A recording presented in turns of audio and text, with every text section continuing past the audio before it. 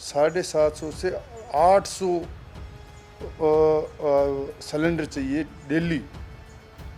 और वो हमारे पास कैपेसिटी थी नहीं, यहाँ 400 से ज़्यादा बन नहीं रहे थे। शादी ब्याह में हम बिल्कुल ही उसमें नहीं जाएं, ऐसी व्यवस्था करेंगे तभी हम बच पाएंगे। कल कम से कम 18-20 की डेथ हुई बाड़मेर ज़िले के। जिस तरह से कोविड के हालात है बहुत नाजुक है।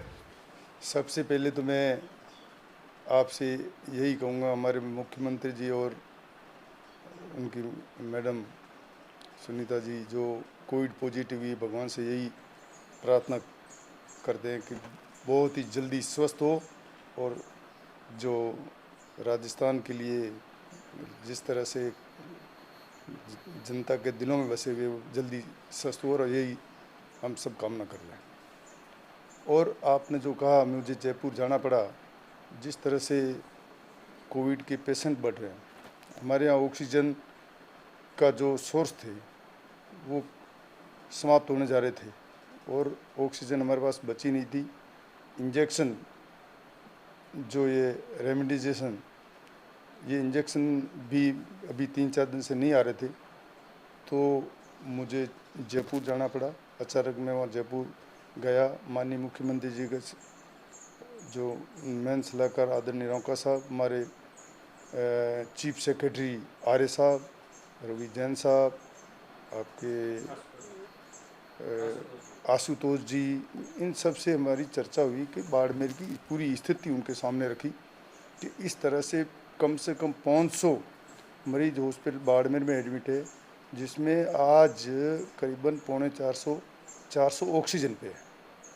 अब और 200 क्या 250 तो हाई फ्लो पे है। और दिन में हमारे कम से कम 750 से 800 सिलेंडर चाहिए डेली। और वो हमारे पास कैपेसिटी थी नहीं, यहाँ 400 से ज़्यादा बन नहीं रहे थे अब ये गुलजक और हॉस्पिटल में।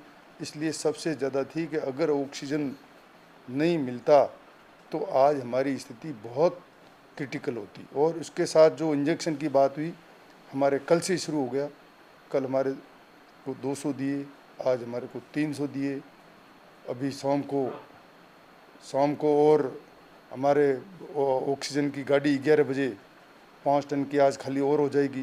तो जो मैं गया और माननीय इन सभी ने आश्वस्त किया कि आपकी कमी नहीं आने देंगे, और हमारा भी प्रयास है, हम सब मिल रहे हैं इसमें, हम सब प्रतिनिधि है, हमारे मंत्री जी भी है, हमारे एमएलए वगैरह, हम सब प्रयास चारों तरफ से प्रयास कर रहे हैं कि ये सुविधाएं, चाहे ऑक्सीजन की कमी हो, अन्य संसाधनों की कमी हो, ये सारी समस्या हम किस तरह से इस कोविड को हम सब मिलकर लड़ें, ये हमारा प्रयास है। और मुझे खुशी इस बात की है कि जो वहाँ उन्होंने कमेंट किया उसी हिसाब से हमारी व्यवस्था हो रही है। मैं जिस तरह से बाड़मेर की जनता से निवेदन यही करना चाहूँगा कि हम जिस तरह अभी लापरवाही कर रहे हैं और जो मरीज बढ़ रहे हैं, जब तक ये चैन नहीं टूटेगी, हम हमारी जो भी है गाइडलाइन, मास्क है, 2 गज दूरी है, भीड़ भाड़ है, दुकानें वगैरह बंद करनी है। शादी ब्याह में हम बिल्कुल ही उसमें नहीं जाएं, ऐसी व्यवस्था करेंगे तभी हम बच पाएंगे।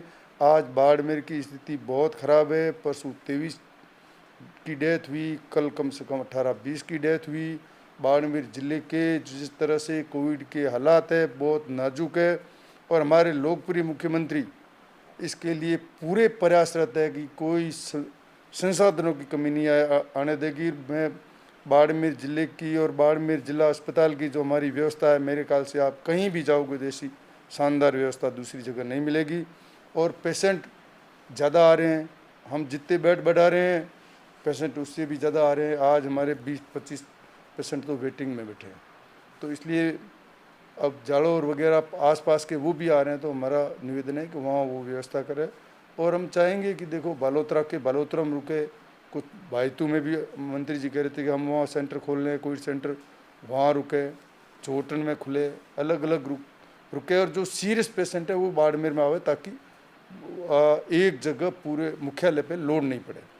आज हमने हमारे कुछ खाली सिलेंडर की कमी थी, मैंने आदरणीय SPCL सुराणा जी से बात की, उन्होंने हमें देने के लिए बात की। बाकी अन्य भौमासा जो सुबह और रिडमल सिंह दौता वगैरह ये जो मातेश्री मेडिकल वालों ने 1000